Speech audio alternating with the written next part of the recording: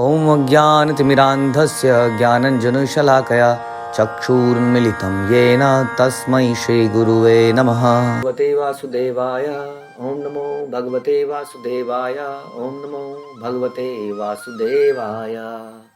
Shrimad Bhagavatam canto पहला chapter 8 श्लोक संख्या 41 हम सुन रहे हैं कुंती महारानी की बहुत ही सुंदर प्रार्थनाएं। ये प्रार्थनाएं कब करी गई?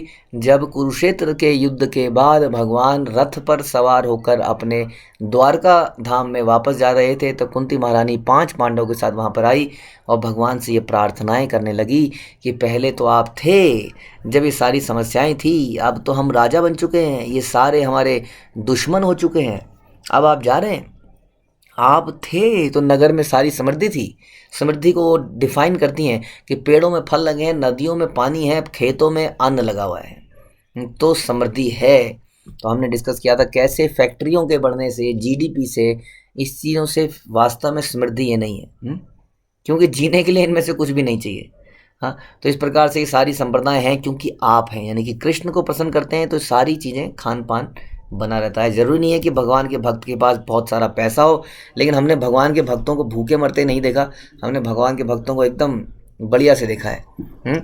लेकिन हाँ, हो सकता है कि उनके पास बहुत सारा धन ना हो, क्योंकि धन प्राप्त करना उनके जीवन का उद्देश्य भी नहीं है। ठीक है। अथ विश्व आत्मन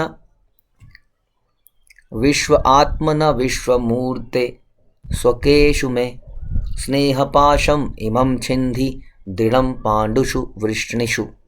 अतः हे ब्रह्मांड के स्वामी हे ब्रह्मांड के आत्मा, हे विश्वरूप, कृपा करके मेरे स्वजनों पांडवों तथा वृष्णियों के प्रति मेरे स्नेह बंधन को काट डालें। कुंती महारानी देखिए हमें सिखाती है कि भगवान से कैसे प्रेयर करना चाहिए। हम कैसे प्रेयर करते हैं? हो भगवान, मेरा बच्चा MBBS का इस बार निकाल ले, IIT का क्रैक कर ले, ये क्रैक कर ले। हमारी प्रेयर्स बड़ी डिफरेंट है। कुंती महारानी की प्रेयर्स आपने पहले भी सुनी थी कि भगवान मेरे जीवन में जब तक दुख थे तब तक आपकी ध्यान आती थी, अब आप जा रहे हो, हम राजा बन चुके हैं, दुख भी समाप्त होते दिख रहे हैं, तो कहीं हम आपको भूल ना जाएं, इसलिए बेटर क्यों नहीं आप मुझे दुख देते रहते, इस चक्कर में आप बार बार आएंगे तो सही मेरे पास कम से कम। कई बार ऐसा होता है ना कि हम बीमार पड़ते हैं तो सारे लोग मिलने आते हैं, तो कितना अच्छा लगता है। हम ये प्रेयर करने लगे कि हम बीमार रहें तो सारे लोग मिलने आते रहेंगे लेकिन ऐसी प्रेयर करने के लिए वास्तव में ऐसा दिल चाहिए, क्योंकि बीमार होने पर जो बीतती है वो वही व्यक्ति जानता है। तो इसी तरह से कुंती महारानी एक और बहुत बढ़िया प्रेयर कर रही है जो कि हम लोग नहीं करते हैं। वो कह रही है कि मेरे जो स्वजनों से, पांडवों से, वृष्णियों से जो मेरा स्नेह, यानी कि मेरे ननिहाल, ससुराल, पूरा जगह जो मैं बंध गई हूँ, एकदम से अटैचमेंट ज़बरदस्त डेवलप हुई है, वो डेवलपमेंट आपसे हो। और ये बंधन काटिए, क्योंकि इस बंधन के चक्कर में मैं संसार से मुक्त नहीं हो पाऊंगी। इसको हम कहते हैं हृदय ग्रंथि, स्नेह की ग्रंथि। ये पारिवारिक स्नेह की ग्रंथि से बंधे होते हैं। हाँ, हम सभी बंधे हैं, क्योंकि हमें लगने लगता है कि ये मेरा परिवार है और ये हमारा इटर्नल परिवार है, जबकि हम सब जानते हैं कि ये मेरा इटर्नल परिवार नहीं है ना। जैसे कि कोई बच्चे हैं, वो कुछ इंस्ट्रूमेंट्स लाते हैं, कुछ क्ले लाते हैं और घर बनाते हैं, उसमें छोटे छोटे गुड्डे गुड़िया ला के रख देते हैं, घर घर खेलते हैं। आप लोगों ने खेला होगा बचपन में, हम सब ने घर घर खेलते हैं जी, घर घर खेलते हैं। लड़कियों को बड़ा अच्छा लगता है, हाँ, छोटे छोटे बच्चे भी खेलते हैं।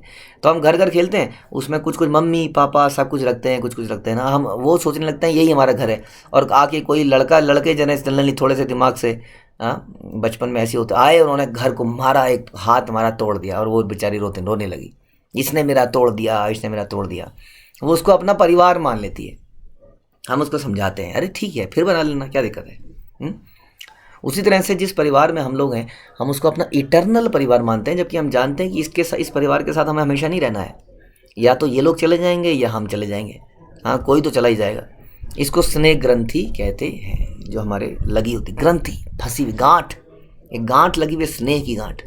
श्रीमती कुंती देवी इस तथ्य से सचेत थी, इसलिए उन्होंने भगवान से प्रार्थना की कि वो उनके स्वजन और इन सब से जो उनका प्रेम पाश है उसको भगवान काट दें, क्योंकि भगवान जो है माया के कंट्रोलर हैं। पांडव उनके अपने पुत्र थे और विष्णु उनके पितृ। तो देखिए हृदय पाश को कैसे काटा जाए, समथिंग वेरी अनप्रैक्टिकल, जो कि हमें लगता है कि हम नहीं कर पाएंगे। इसको यदि प्रैक्टिकल बनाना है तो एक काम कीजिए, आप अपने परिवार के हर वस्तु को, हर चीज, व्यक्ति को भगवान की सेवा में लगाने का प्रयास कीजिए।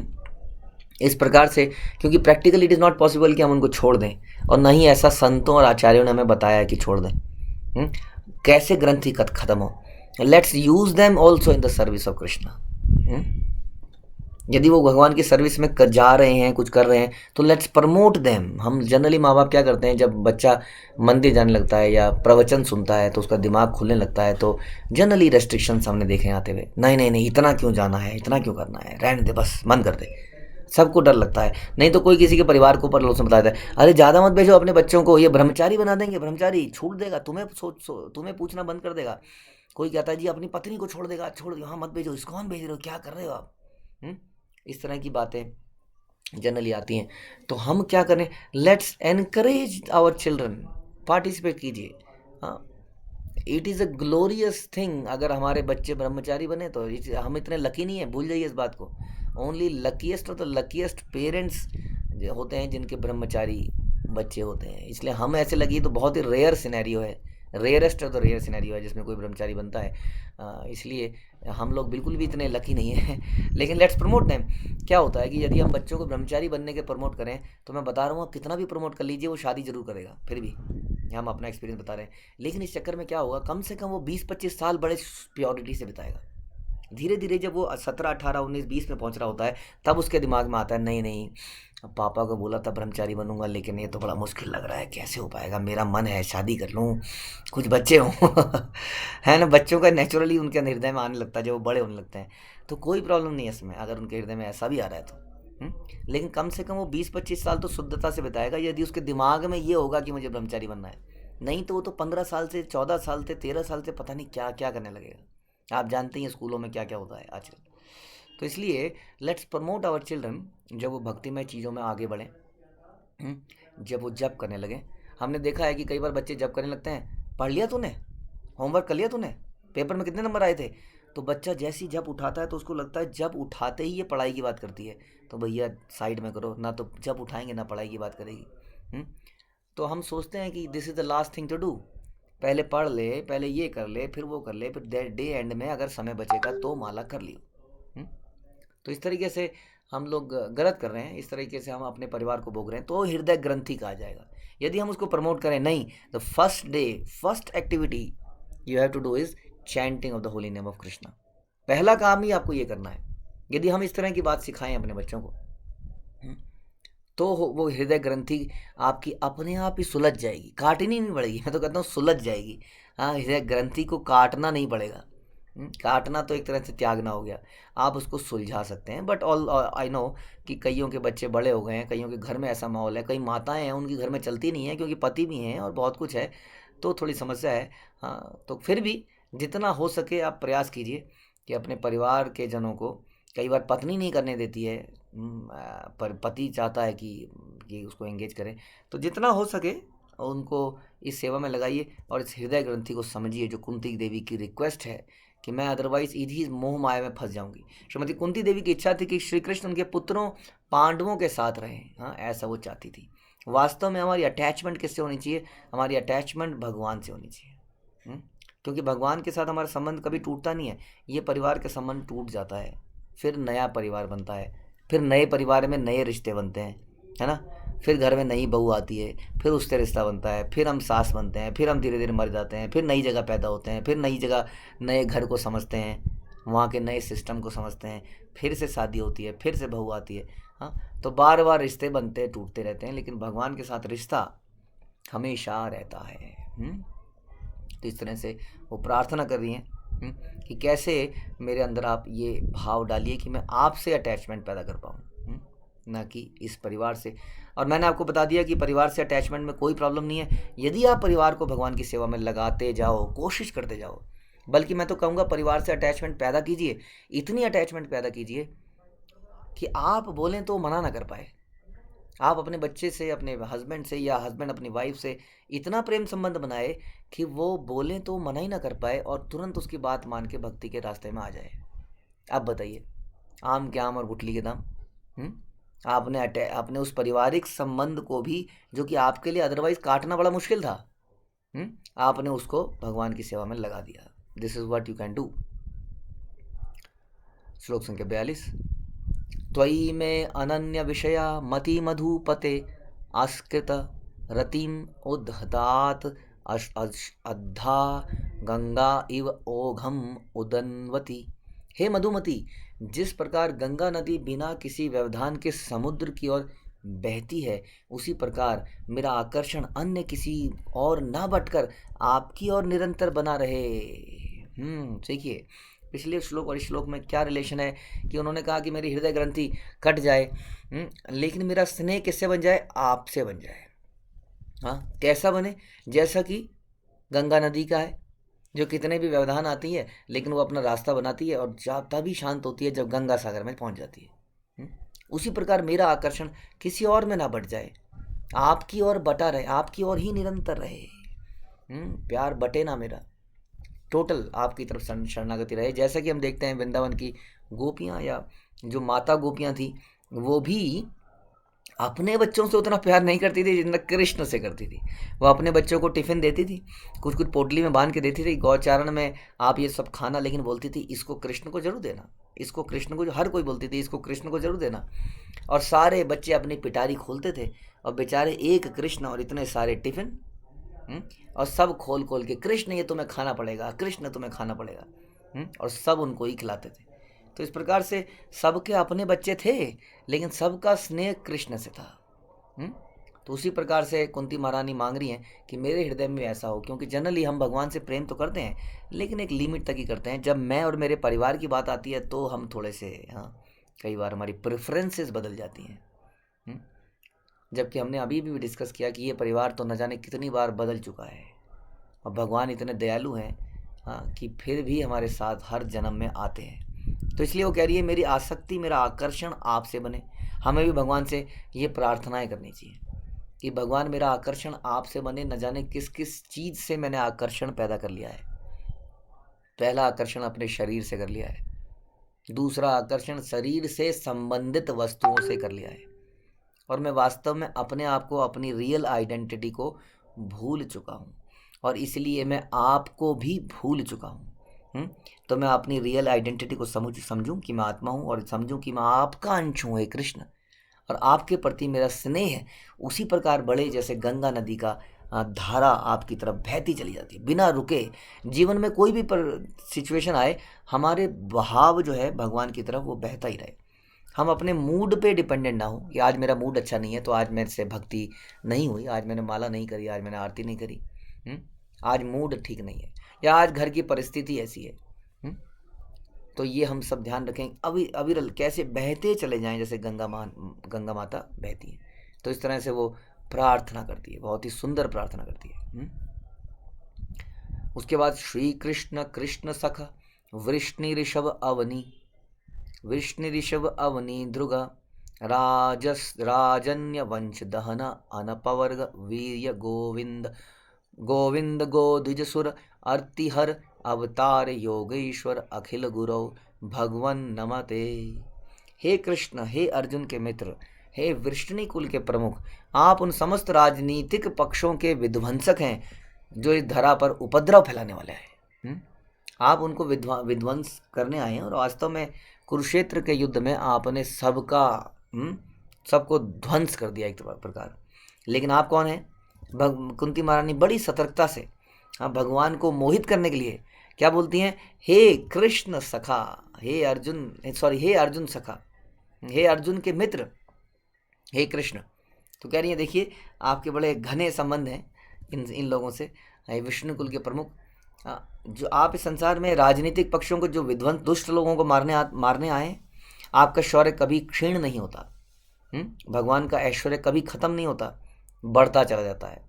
कितने साल पहले भगवान ने लीला करी संसार में? 5000 साल पहले भगवान ने लीलाएं करी।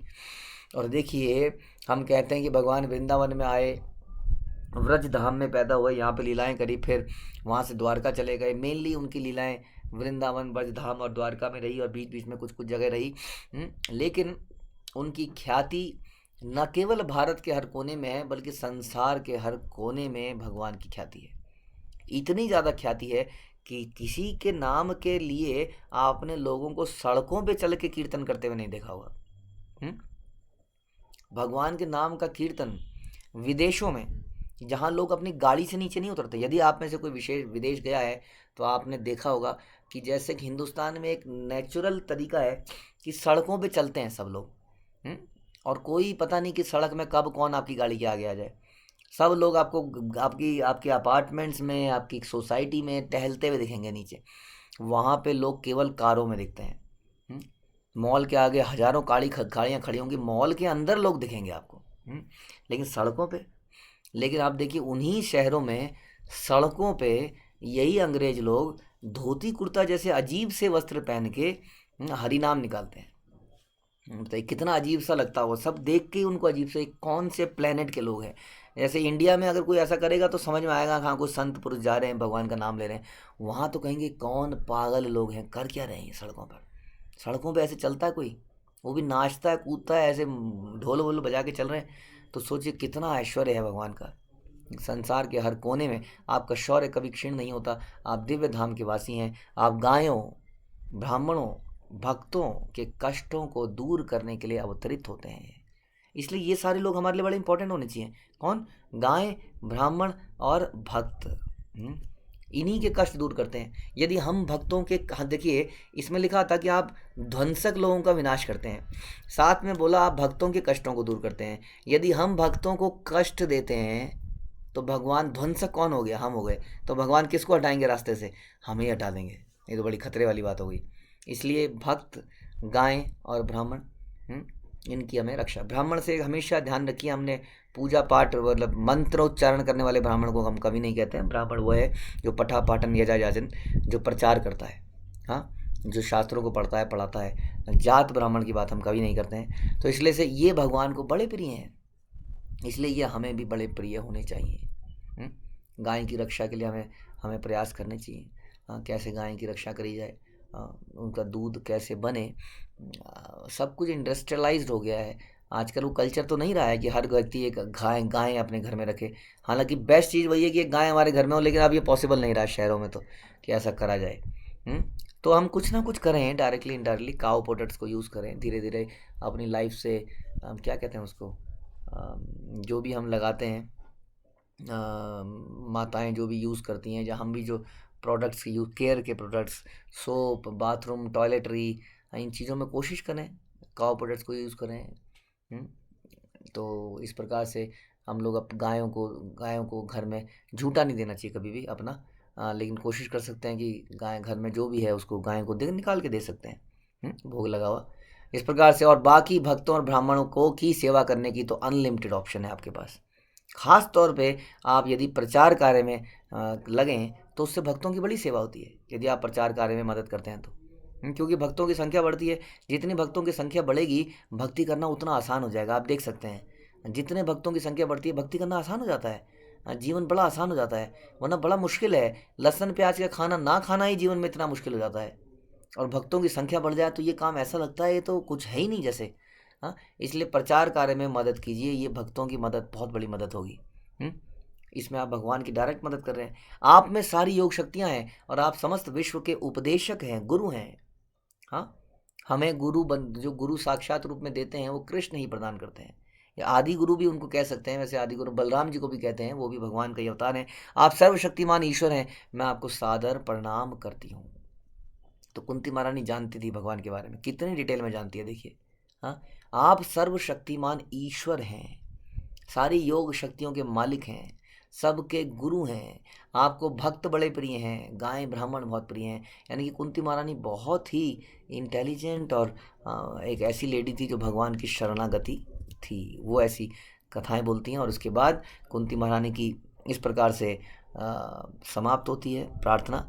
और सुत गोस्वामी बोलते हैं, सुता उवाच पृथया इत्थम कलपदई परिणूत अखिल उदय मंदम जहाय वैकुंठ मोहयन इव मायया।